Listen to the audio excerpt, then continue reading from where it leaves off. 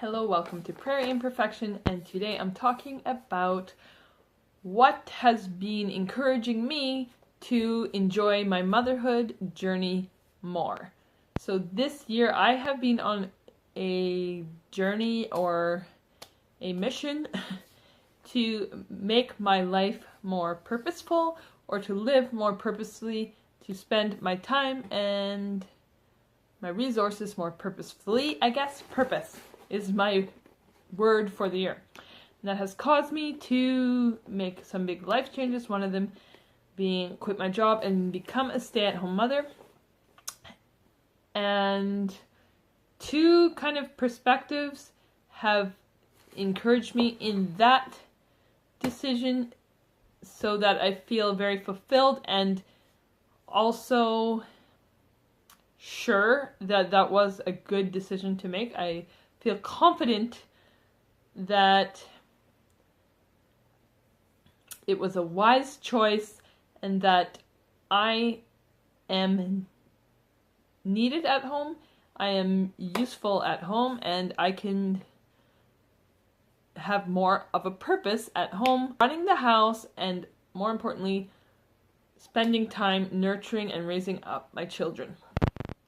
And putting more energy into my marriage and our whole family as a whole, I think, is working better when I am not working. So one of the big issues and why I wasn't a stay-at-home mom originally was because financially we can't really afford for me not to be making any money. The first perspective that I have kind of changed in my mind this year is trusting God to give us our daily needs and not to worry so much about about eating and drinking and all the stuff that we need to raise a family. And I have mentioned this before in a few videos about finances, but I will just tell you like one of my favorite verses. And, oh boy, let me see, where was that? Luke chapter 12, starts at verse 22.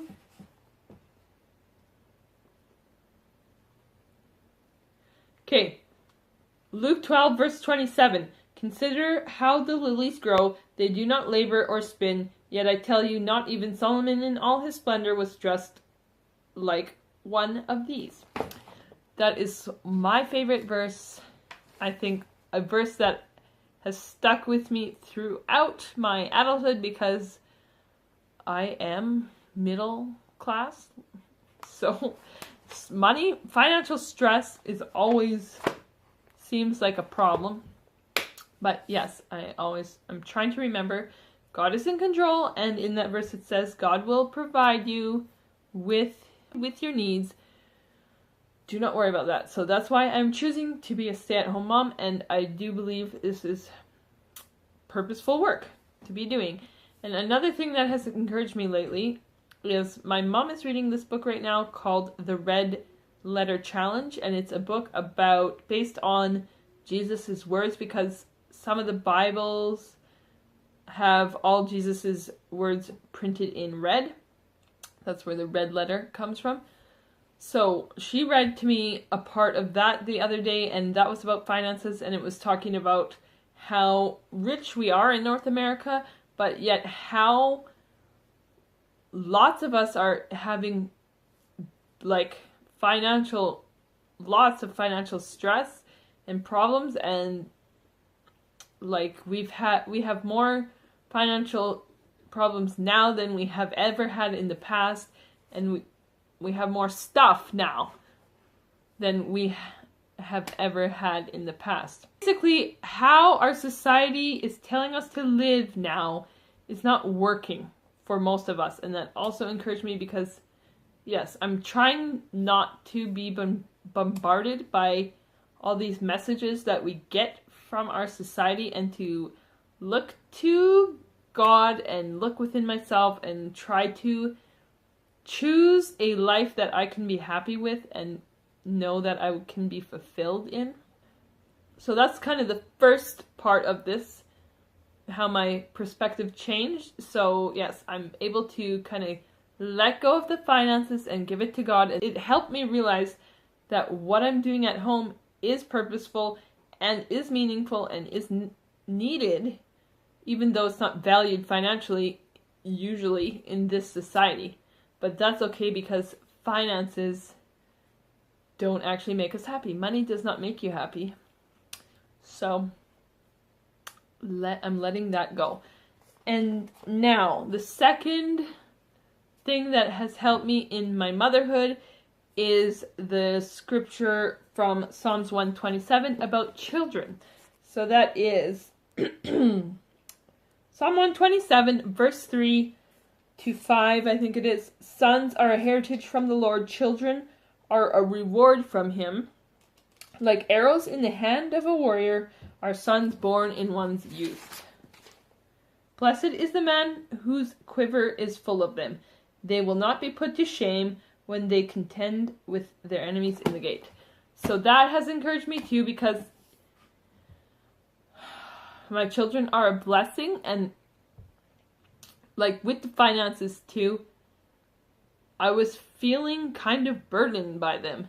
Not like that I would consciously say they're a burden, but the stress of trying to provide financially and care for kids at the same time gets to you. So yes, I'm trying to remember they are a gift from God, and it helps a lot actually with the first part. If I'm not worried about the finances and focusing on the children and the blessing that is children and a family and a home, then yes, that helps me to enjoy my children more. And I have the time and the energy to devote to them. They are a meaningful, purposeful, great thing to put my time into. And I think God has created a family as well in the Catholic Church. Like, marriage is a sacrament, so a sacrament is a physical place where you can see God's grace in this world. So that's in the Catholic Church why they say marriage is a sacrament, because it's a physical gift from God where you can see his grace. So I am trying to put my efforts, energy, time, and heart into my family, because I do believe it is where I will find my happiness. So, another thing I wanted to mention is I have been really encouraged by a few people on YouTube actually that are kind of good examples of this verse, and children being like arrows and having their quiver full, or trusting God with their family sizes. And one of them, of course, I'm sure most of you have heard of her, is Angela Braniff from The Scattered Nest, who just announced that they're trying to adopt their 8th baby. So she has been an encouragement for me, and her sister has also been an encouragement for me, for showing me how children can be a blessing and how to live that out, and how to trust God with your life and providing with big families. So her sister is This Joyful Chaos. Her name is Ashley. I forget her last name. And then I've also found another YouTuber through, I think, The Scattered Nest. But she is a smaller, newer YouTuber, but she is very awesome too. And her name is actually called Home and Arrows. So obviously she took this scripture and made it kind of her main motto. And she does homeschooling and kind of large family videos. And she has 5 kids, I believe.